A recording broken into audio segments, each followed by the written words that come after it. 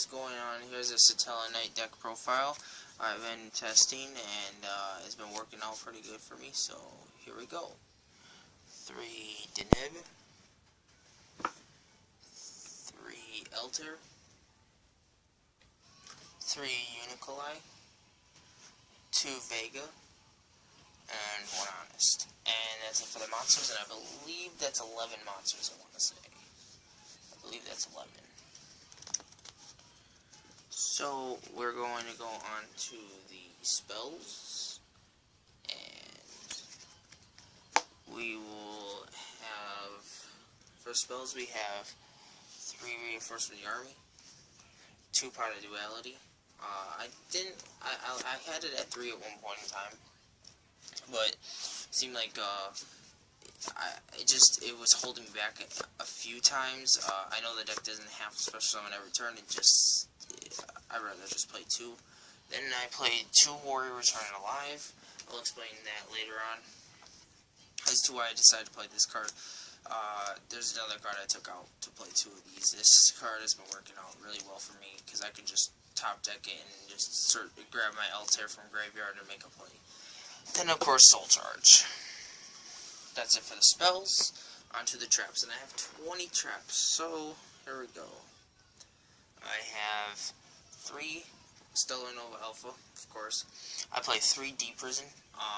Maybe this might be too much for some people. Some people might feel like this is too much to play this card, but I personally like this card. It just gets rid of any field advantage cards that my opponent already has, such as BLS, Winda, Dante, anything that would just attack, and I can just banish it. It's just nice.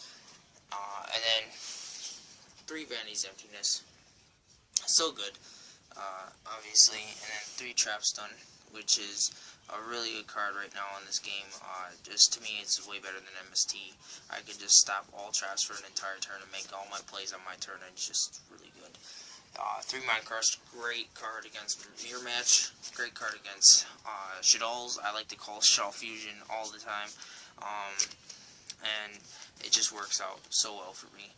Sometimes when I've opened up with this card and too many monsters, I purposely call a random card that they might have in hand, just to get a Satellarknight monster in my graveyard and then be able to play Altair.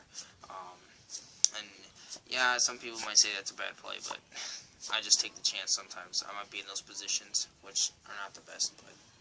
And then 2 Breakthrough Skill. I did at one point take this card out, because I felt like this card was just not viable or not useful at all to me whatsoever. But I started to realize, like, I started playing against more Yang Zing, and the Synchro just really hurt me. And BLS and Dark Arm being played so much more now, and Shaddolls, like, more people are, like, I've seen more builds just play BLS and Dark Arm and Chaos Sorcerer. This just shuts that down, so it's really nice to have that. Then my one-ofs, I play 1 Compulse, 1 Bottomless, and my choice is 1 Call the Haunted. I used to have this at 3 because I thought this card was really good, but then I found out that most people are playing Trap Stun and Space at the same time, or they're just playing Trap Stun or just Space. But either way, like, I found out that even if you chain this card against Space, you do get the summon, but the effect of the monster won't go through because it has to be on field to resolve. So, because it starts a new chain. So I didn't feel like the card was. I don't feel like Call the Haunted is actually that great of a card for the deck right now. Like, I just personally like it at 1. It's been working out really well for me at 1.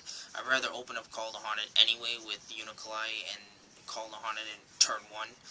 If I open up late game, I just don't like it. That's why I prefer playing Warrior Returning Alive, because this card I can open up early game and late game, and either way it works for me. So I just prefer playing this over that, over the 2 Call the Haunted. So that's my main deck. For my extra, I play 1 Cowboy, 1 Dweller, 2 103s. And you might ask me why I decided to play this, or you might think I might be stupid with deciding to play 2 103s. I like playing this card, because I have a bad matchup against Burning Abyss, and I just really hate the deck because I just burn out all my cards and they seem to still have plays. So I don't like that. So in order for me to avoid that, I play 103 because they play 3 Dante with 3 Downer Magician. So when they go into if they decide to go into Downer Magician, Giga Brilliant, Dante, and they change the attack of a monster, I can just 103 it, and it's just gone. And I just essentially, to me, I think I just plus 2 off of that, because I kill their card, and then I just draw 1. So, like, they have a tough time getting over 24. So, they would have to attack with Dante, which, that means, okay, go ahead, you gotta boost his attack by 1,000,003, so now I can just detach off of it and destroy that Dante. So once again, they'll lose 1 and now plus again. So, and they have a Downer Magician, so they'll be forced to go into Acid Golem, and I think they only play 1 of it, so let's go into another 103 or something else just to take the Acid Golem, and they're just done. Then 2 Castiel, 2 101, 2 Exiton. I caught a Yang Zing player off guard with the 2 Exiton. Yeah, he stopped one of my Exitons, and then I summoned the second one, and I just killed him from there.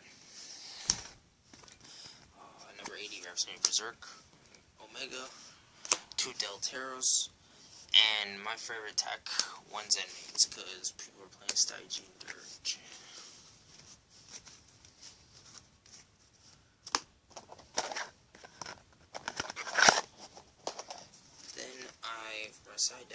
Side deck, I play 2 Maxi, I play 1 Thunder King Ryle, 1 Neospatian Ground Mole,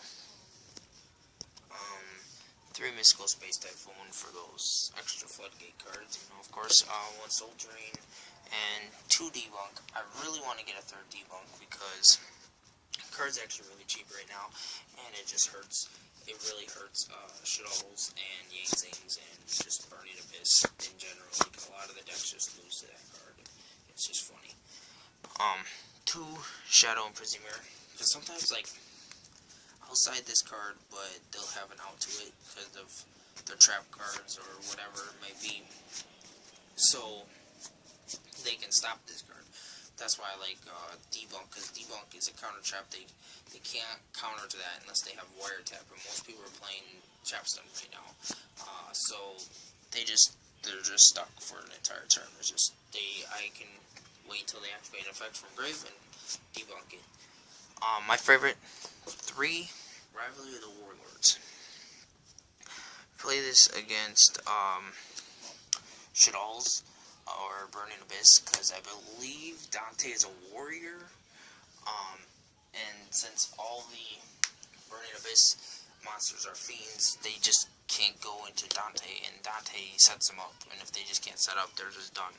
I also like it against Shaddolls, because they can't BLS me, they have to use a Chaos Sorcerer, they can't BLS me, and they can't Dark Arm Dragon me, they can't go into Construct, so they won't be able to Super Poly. To me, it's just a really good card. I was wondering why I saw a few people playing it, but then I just tried to test it out, and then I started seeing reasons why the card should just be played. So that's my deck, and thank you for watching. I'm going to try to do some Yu-Gi-Oh! News videos instead of just doing deck profiles, because I've done only like a couple videos and they're all deck profiles. So I'm going to really try to do some news videos. If you guys want to subscribe, that would be greatly appreciated. I'm going to try to do some videos on, the upcoming sets. Thank you, and Juice, get out.